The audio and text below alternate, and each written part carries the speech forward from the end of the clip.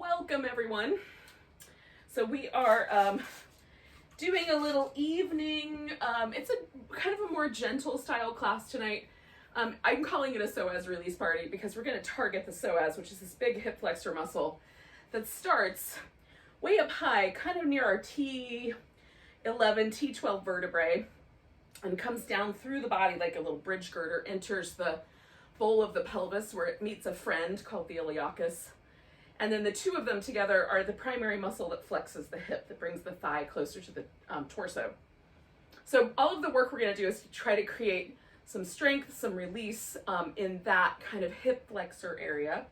Other muscles will get touched too because that's the way it is. And the psoas has a buddy, which is the piriformis. And it's these two muscles, the psoas muscle, the iliopsoas and the piriformis, that sort of stabilize us and allow us to walk on two legs as humans. And so we'll do a little bit of love for both, since they have such a deep and intimate relationship in our bodies. We're going to start with what's called constructive rest. Now, this is a position where the psoas is allowed to release and relax down into the body. And you may have to play with it a little bit to find the just right spot. So starting on your back, and then the feet are on the floor. Now, this is not the same as bridge pose, although it kind of resembles it in a way. But we want the feet far enough away that it feels like the hips, the femur bone, the big leg bone, drops into the hip socket nice and deep. And for me, that's farther out than when I want to do bridge pose. If I'm going to do bridge pose, I bring my heels in a little tighter. For constructive rest, it's a little farther out. And some people find that their legs want to fall open or want to fall in.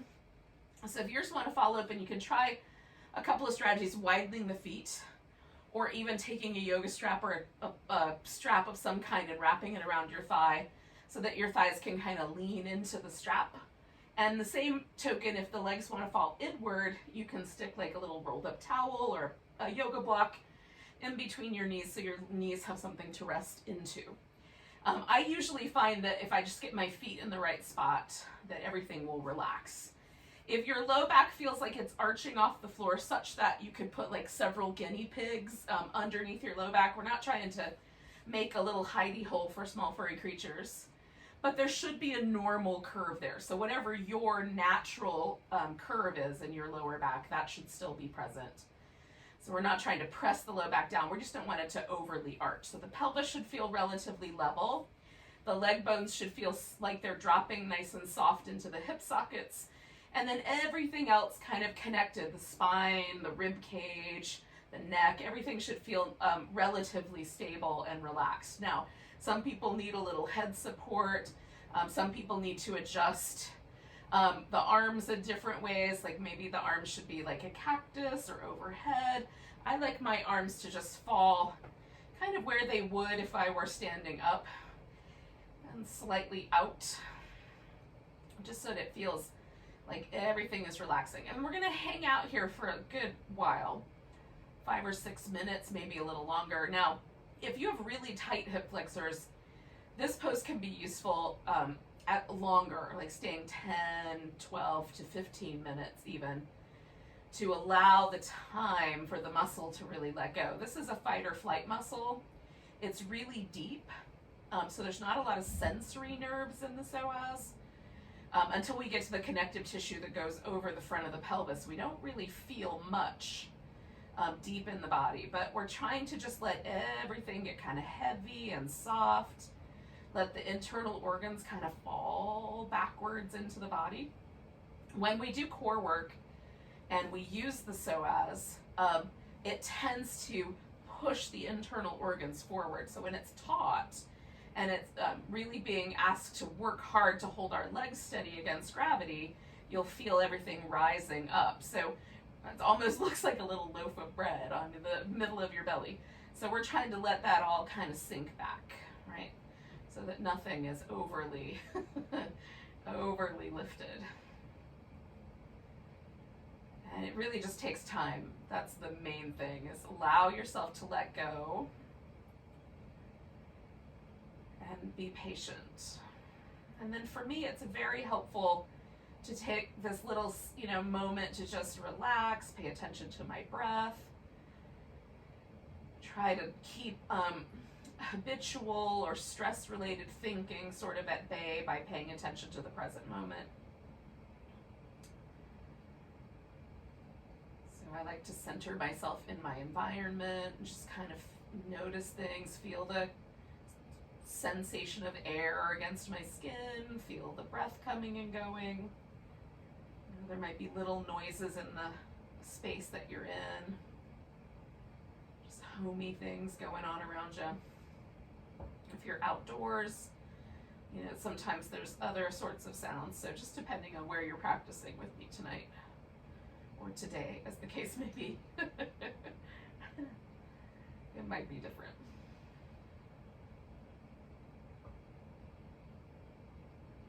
And then sometimes things will shift in such a way that I have to do just a little modification or adjustment. And so if that comes up, just let yourself do those a little change here and there as we hang out.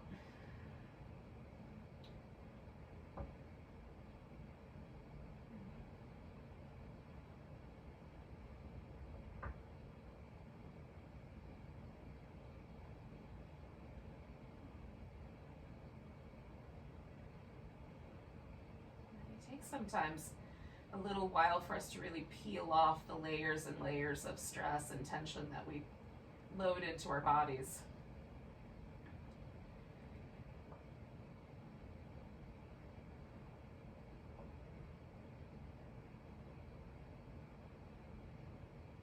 So I find that the place where I store a lot of my sort of daily responsibility kind of tension, like how I use my body to do my job, or just the kind of mental stress that I might put myself under thinking about stuff, that tends to load up in my upper back. But kind of longer term stress, like trauma, any sort of stuff that's really close to the heart, the really important things, I find that I will tense up the muscles that live in my hips. Like if I catch myself thinking about something that really matters, the tension isn't in my shoulders, it's in the hips, in the hip flexors in particular. So there is definitely a correlation between kind of how we process stress in our lives and things that really matter and things that get kind of close to the core of ourselves, and the kind of little daily stuff. We load the body in different ways with tension and stress. So we're just unwinding some of that. There have been times in the past when unwinding stress and tension from this area of the body has brought up tears for me, or a little emotional response. Don't be afraid of that. Let yourself you could pause the video or just pause your practice and just let yourself kind of process through that, talk yourself through it, breathe through it, and see what happens on the other end. And I'll say that, and then if it's really intense, you might use that as a catalyst to seek out some help for yourself so that you can process the things that have loaded themselves into your inner being over time in your life. Now we're going to take about 4 more breaths here, just kind of pausing, and then we're going to add some movement and try to keep this kind of stillness in the torso as we do it. So find that really deep, kind of heavy stillness from the hips up to the spine, to the shoulders.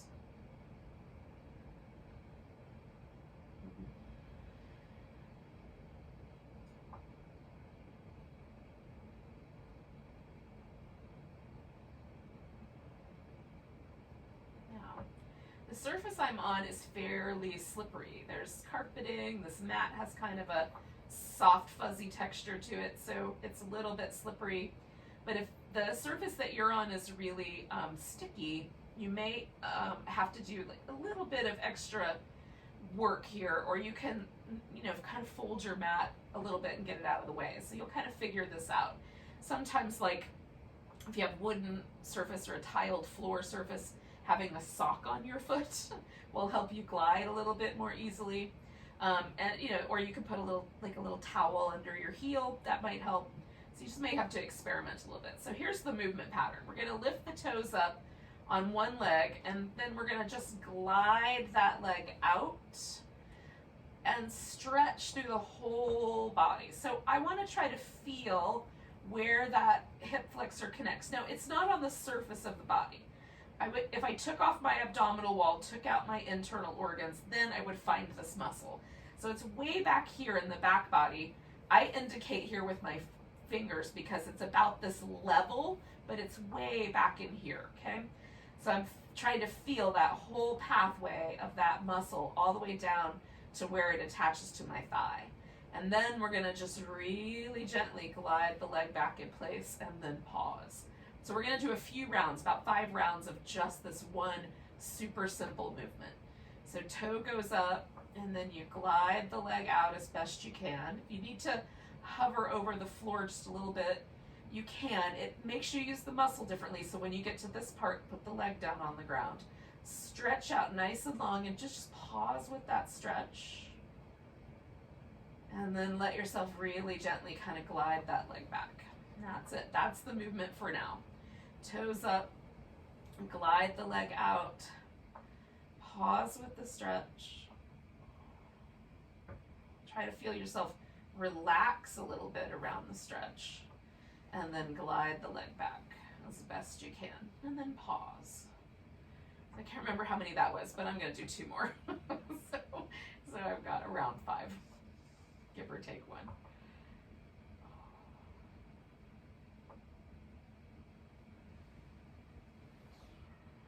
And try to get sensitive to the sensations of this. Again, this is a deep muscle. It doesn't have a lot of the sensory nerves around it that the surface muscles of our body have.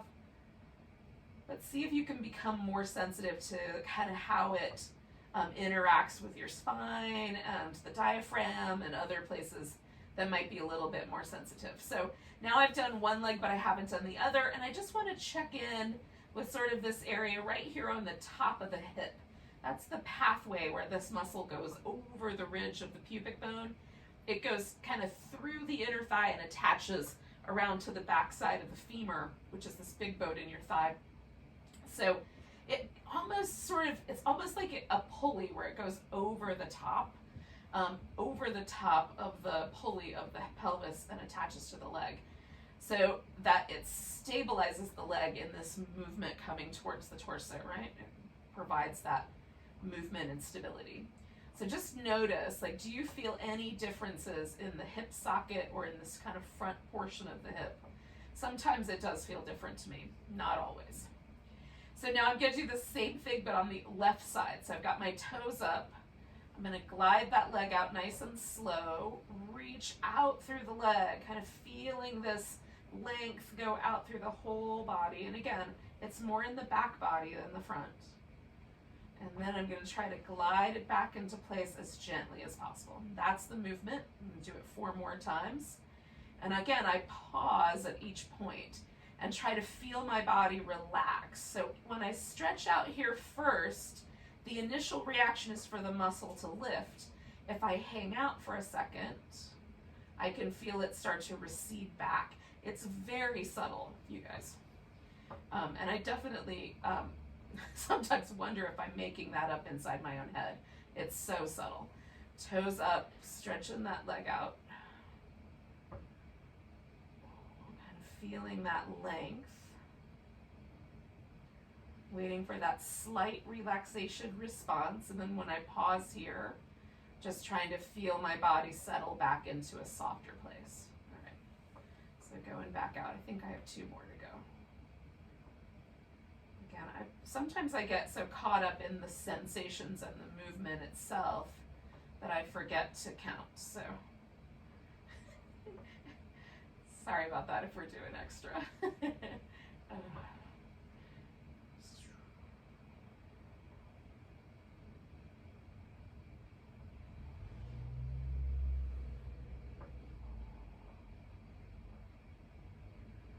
So so that's the beginning, right? And you can stop there with just that movement and just rest again. Or we can do this little bit more, and this little bit more helps strengthen the muscles of the upper core. So a little bit of this kind of upper band of the rectus abdominis, a little bit of the transverse abdominis as well. But all we're going to do is just curl the spine into a flex state, and we're flexing from here, not from the neck. So I'm not pulling my head up, right? That's what that looks like. So to keep myself from doing that, because there's a tendency there, I'm going to press my head back into my hands. And we're going to do a similar leg movement, but then we're going to add a little bit of strengthening work to it. So the first part is all about releasing. So that's the glide out, and I'm going to do toes up for the first 3 rounds, and then bring the knee straight up through the center and curl. So again, I'm working the abdominals and the hip flexors in combination with each other so that we're building that relationship. Stretch out, curl up, and really, if we're honest, this is the foundation of all of our boat poses, right? So I've been doing boat pose all month. That's kind of my pose of the month. But this is sort of the foundation. Now, we're going to externally rotate the leg. We're going to bring the right knee to the right elbow or vice versa. If you're doing your left leg first, it'll be left elbow. So we stretch out, rotate, bring the knee and the elbow towards each other. And again, I want to coordinate the movement of the hip flexors and the abdominals. Rotate out one more time. So now we're going to do the internal rotation. So we're going to stretch out, rotate the leg inwardly, and then I'm going to add a twist. So I'm going to bring this leg across, twist up toward it with my left elbow. Okay? Put the leg down, stretch out, rotate inward, bring it across, bring it back. Last one of these. Stretch it out, rotate it inward, bring it across. And then I'm going to stretch my leg out one more time and just wiggle the leg, kind of between the external and internal rotation. I'm trying to get a real pandiculative movement. Pandiculation is a fluid movement that releases tension from the body. And you might have seen animals do this. So if you have a dog at your house, you'll know this idea. So dogs like stretch themselves. They do like a little down dog, they do a little up dog. That's where the poses get their name. And then they shake their whole body all the way down to their toes or tail. That's a pandiculation. Now we're not necessarily doing that little shimmy, although I highly recommend it. But what we do want is something that feels sort of rhythmic and easygoing, and that can help release any additional tension that we threw in that muscle in the movement pattern. So now we're just noticing the hip again, seeing if there's the difference on the top of the hip between the left and right sides. Sometimes for me, again, I feel like the hip's a little lower, or there's a little bit less tension right there in the connective tissue that goes over the front of that bone. Sometimes there's no difference at all. Some days nothing I do works. So we do our best out here though, yogis. All right, so my hands are behind my head, my left toes are up. I'm going to do the left side. So stretching that leg out, giving it a good long reach, and then bringing the knee in, curling from the abs. And I'm just flexing the spine and using the abdominals, stretching out, curling in. So it's not like we have to sit all the way up. We just want that little bit of work. Last one of that one, stretch out, curl in. And then once we're down, we're going to stretch out, rotate the leg outward. This is the elbow to knee. Stretch out, rotate outward, elbow to knee. We're getting in that direction. They don't have to touch. One more time, reach out, rotate outward. And then the last three, of course, are the internal rotation, and we're adding a little bit of a twist.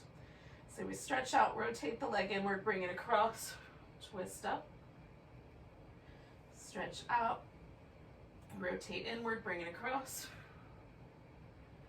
Good. And then one more of those.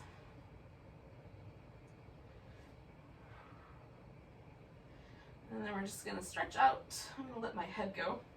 Do this little pandiculative movement, that just little rhythmic release tension kind of movement, whatever that feels like. It might be slower, might be faster. You decide what feels relaxing. And then let that leg just, kind of just glide back in. That's the word I'm looking for. And then pause. And feel out your hips.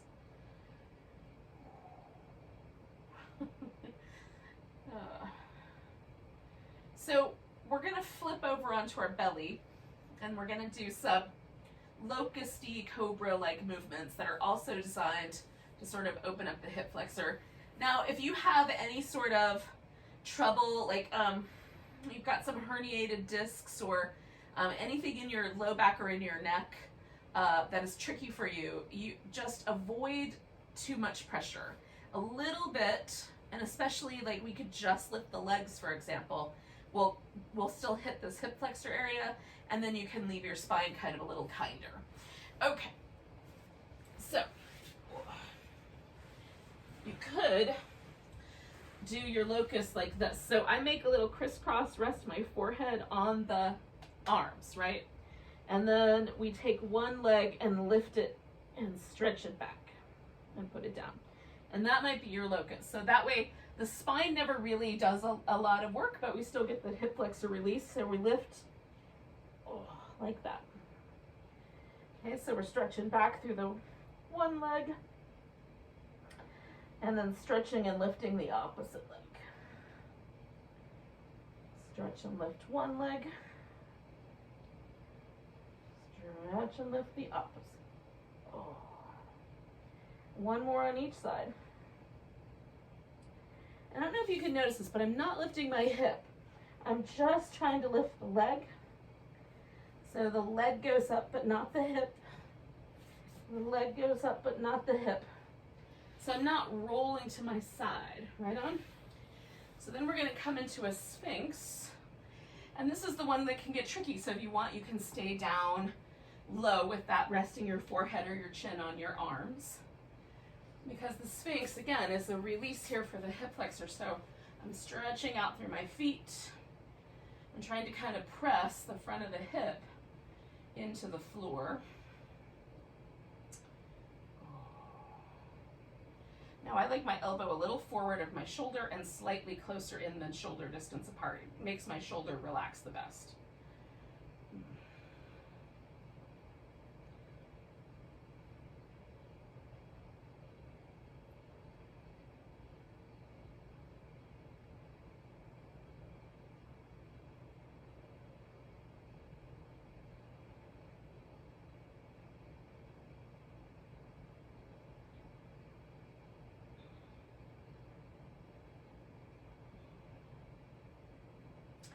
We're just breathing through this here, yogis.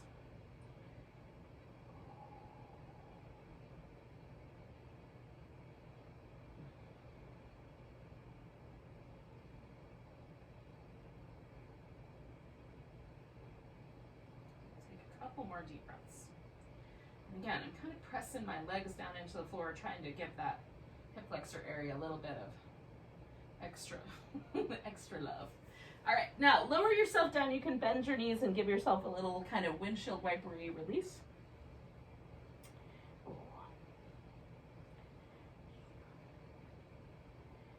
Now, we're gonna take one leg out into like a frog like shape, and then the other leg we're gonna hold on to with our hand. So I am gonna use a strap to hold on to my leg instead of using my hand, because I get some knee pain from that. So if you find when you grab your foot with your hand that you get a lot of knee pain, try something like a yoga strap. If you don't have a strap, just anything like a towel will do, something that will just make your arm longer so that you can make the distance between your calf muscle and your thigh wider, right? So that's gonna do a little less on the knee. The closer I bring my calf muscle up against my thigh, the more my knee is gonna need some love or it's gonna bend. So, depending on how this goes. So I've got my foot in the strap, so I've got hold of that, and then I'm gonna take this other leg, like a little frog flipper, out to the side. Now this can be tricky and it might cause you to lean a little bit more to the other side. So depending on your hip socket and the placement and how open it is, you might look like you're laying on your side. That's okay. Just work with your back foot as best you can here.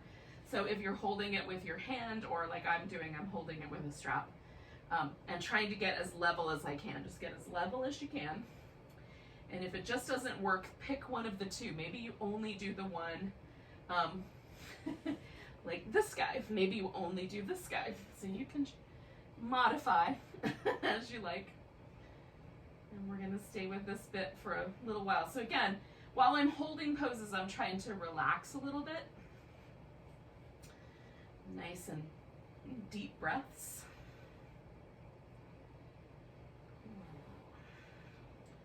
As things start to relax and get a little bit more easy on me, I might adjust the legs a little bit. Like occasionally I bring the foot in a little closer as my hip flexors and quads comply with my requests. And you don't have to prop up on your elbows. You could come down and press your forehead into your arms if you like. I forgot to mention that at the beginning. So we're gonna do 2 more breaths here with our little frog and toad pose.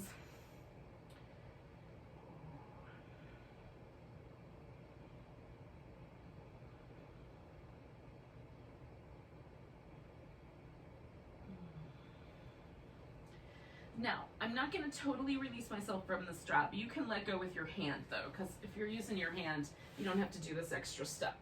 So I'm going to roll on my side, stretch that leg out, give it a little bit of a release, and again, just a little bit of pandiculation. Then I'm going to try, if possible, to slip my other foot into this strap. This may not work out. It might be easier just to not do it this way. I'm determined.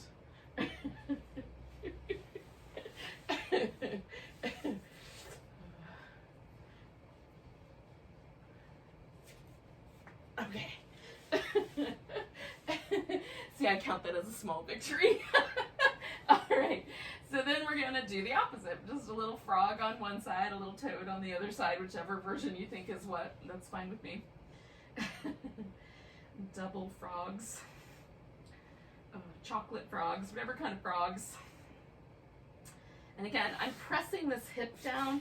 So the front of my hip I'm pushing down. I'm slightly lifting my knee off the ground if I can.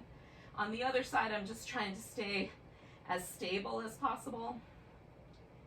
I'm doing this a little more actively than I would in a yin class where I would just turn into jello.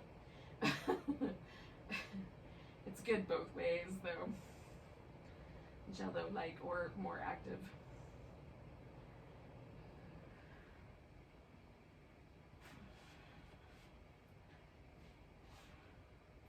Sometimes one side is a little more stubborn than another, or a little bit more muscular than another. You might have one side that kind of gives way a little bit easier. Don't forget the deep breaths.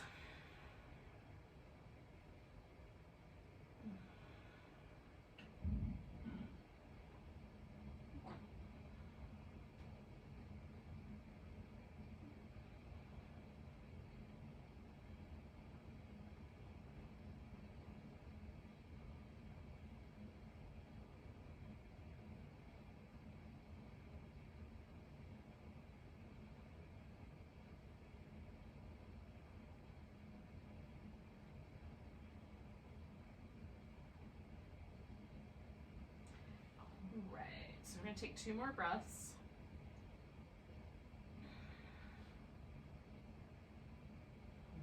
And I'm going to let this go. Now, I'm going to go back to child's pose in a moment. I'm not quite ready yet. Oh. I'm going to start with just kind of rinsing this out. Oh.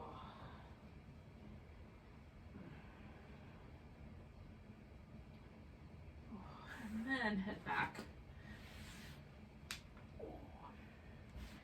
Now, child's pose is just a moment to kind of release a little through that front hip because now it's bent.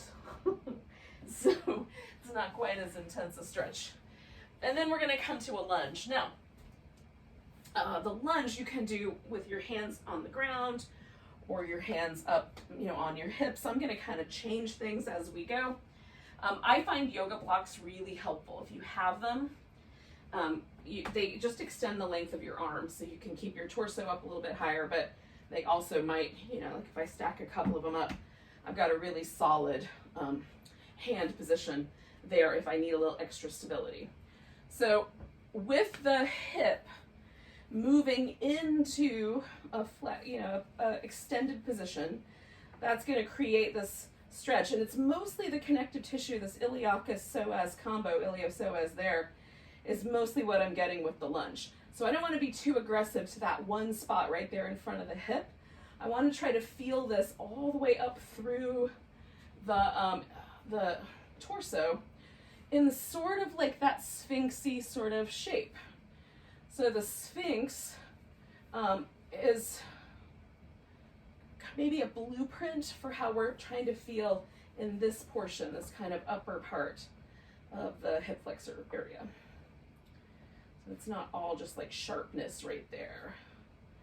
You can back off and go forward a few times. I often do that.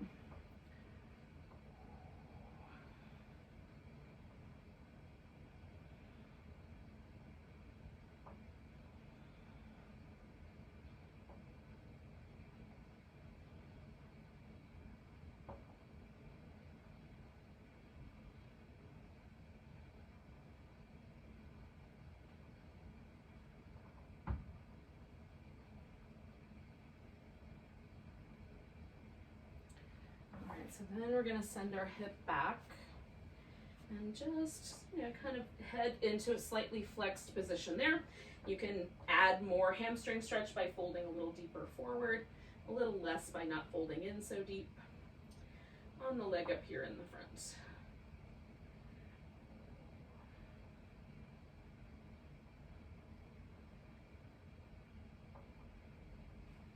Okay, so I'm going to bring this leg back and then switch sides.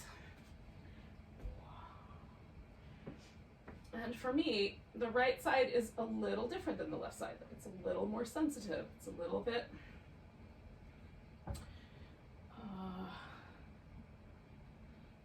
I just have to go in a little slower, right? It pretty much has the same range of motion. I feel it more when I start to approach that edge of my range of motion.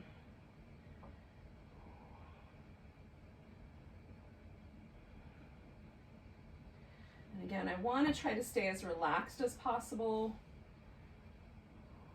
Again, I'm trying to sort of keep my torso up so that some of the length is coming through my torso, but you can have your torso lower. If it just feels too sharp or too intense, go down with your hands a little closer to the ground.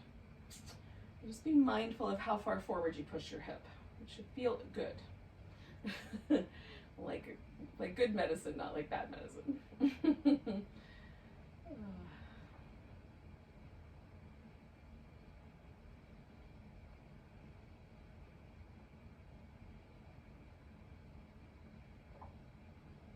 Stay for about 3 more breaths.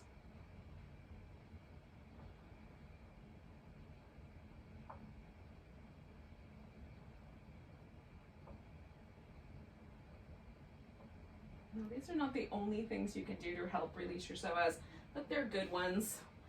So if you have kind of chronically tight hip flexors, these might be poses that you want to, do regularly, or movement patterns that you want to do regularly. Particularly that big, long period of time we spent in constructive rest. Super powerful, even though it doesn't feel like it. It's crazy good. Now, we're going to come back onto our back. We're going to do a couple little things to target this outer, kind of up under the gluteal fold area. That's where our piriformis lives. So coming down when you're ready and onto your back. Now, for some of us, this is going to be plenty. Just crossing one leg over the other, you're going to feel that in that kind of glute, kind of tucked up under the edge area, right? If you want a little bit more, but not too much, you can put something, a block, a pillow, a blanket, something under your foot, or even rest your foot up on the couch or on the wall. And then your foot is lifted, just your legs are lifted a little bit, or you can bring the legs in and hold on to one or both of your legs with your hands. So you just kind of feel out what is the right amount of sensation without causing any trouble for your low back or causing your hip flexors to tighten up, right? Again, these muscles are related to each other in a really unique way. And so when we apply a lot of tension on one, we can get some like compensatory tension in the other. And we're trying to let everything get relaxed and tension free. So allow yourself to kind of find that like just right spot. Not too much, not too little, just right.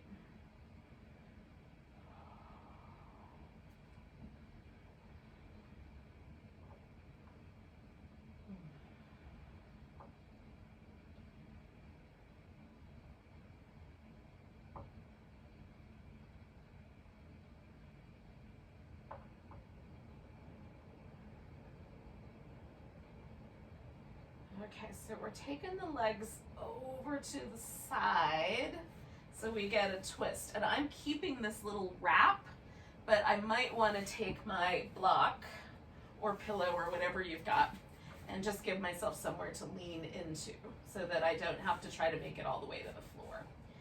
So I'm gonna wind my upper back as close as I can onto the ground in a level way. And then I'm letting this hip find its way over as far as it wants to go. That's a little too high. So I'm gonna try something a little bit softer. See if that works better. Oh yeah, that's better. Sometimes you have to experiment, yogis. And it's like, how far over does my hip need to go so that I have that little bit of stretch in this outer area of the hip. Glute. Oh, and for me, it's a chest muscle stretch as well, so there's a little bonus for my shoulders. Sprinkles on top of my yoga Sunday here.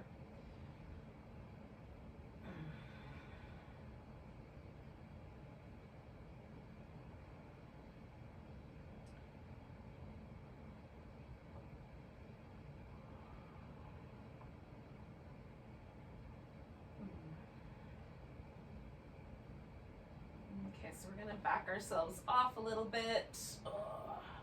Give everything a little movement, a little pendiculative attention.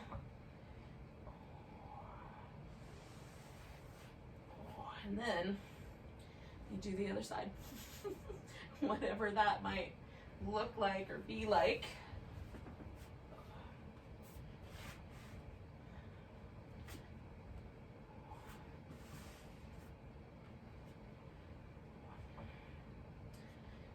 Just to hit it just right. We want to get that, like I feel the stretch under there, but I'm not feeling a compensatory. And for me, it's always opposite side. So right piriformis, left psoas. Left piriformis, right psoas is where I feel the tension being created, the structure, which makes sense because that's how they operate when we walk on two legs. One is helping to stabilize the hip and keep it within the walking gait, and the other is moving that leg forward in space.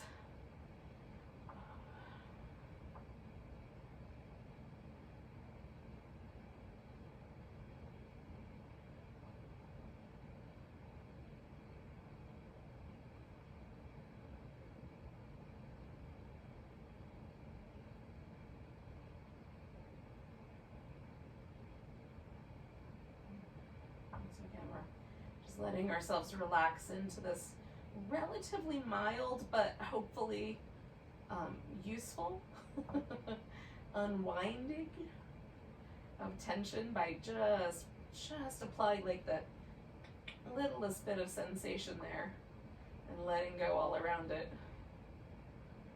hopefully it gets us where we're trying to go, which is a little more of a sense of a release, right? A softening, a little less tug on the low back. Which sometimes chronic low back pain can actually be related to tight hip flexors. So, you know, if that's something that is helpful to you, you can check in with other medical professionals and chat about that possibility. All right, so then I'm gonna let the legs fall over here, keeping the little wrap. I may have to make some little adjustments to sort of get myself settled in here. And then I'm just finding that sort of outer hip area nice and relaxed. Stretchy, but relaxed to the best of my ability. And this little bonus chest muscle stretch, which is always appreciated in my world.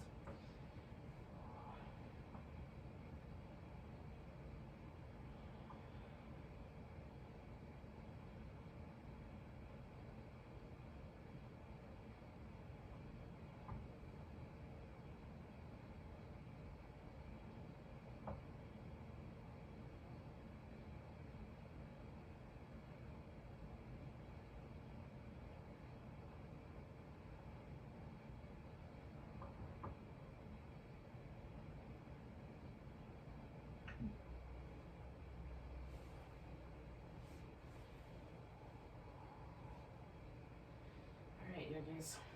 I'm going to take 2 more breaths. Now, these are poses that I can stay in for long periods of time. But for our purposes, we're going to come on back out. We're going to give ourselves just a little bit of movement here.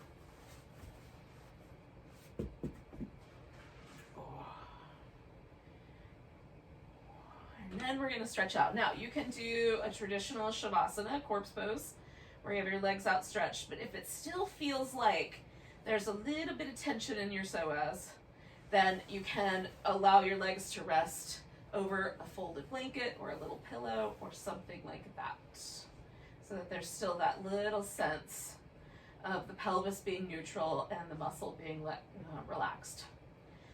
And then just pause for a few moments. Try to let everything unwind that we were just kind of playing with.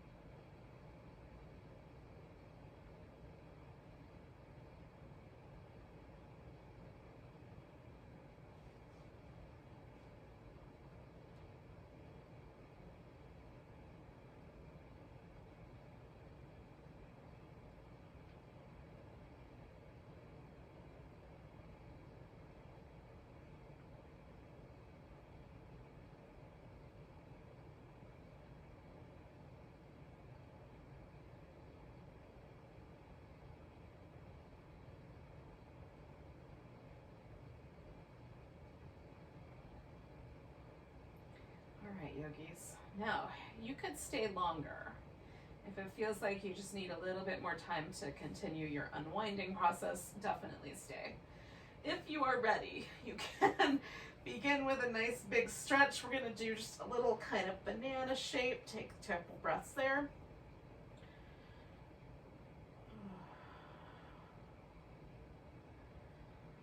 And then come back to the beginning. Oh, stretch again down the center. Do the opposite little banana shape. Take a couple breaths there.